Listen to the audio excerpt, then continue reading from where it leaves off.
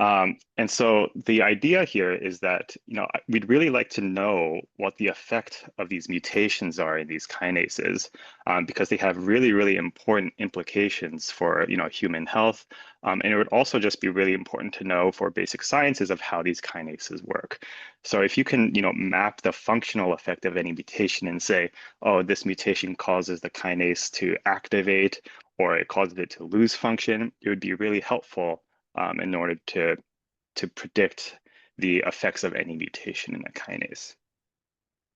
And so, if we're talking about learning about these types of effects from these mutations, what we're really talking about is a sequence function landscape. And being able to map out any mutation to, any function in the kinase would be a really important advance for biology.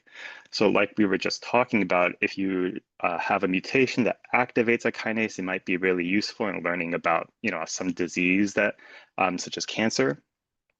There might be mutations that affect the allostery in a protein. So, in response to this signal, it has this function, and that would help improve our understanding of just protein biology.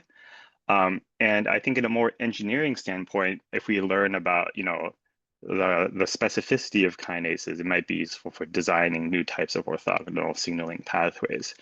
But this just stresses the importance of learning about, what do these mutations do, and so that we can understand these proteins better.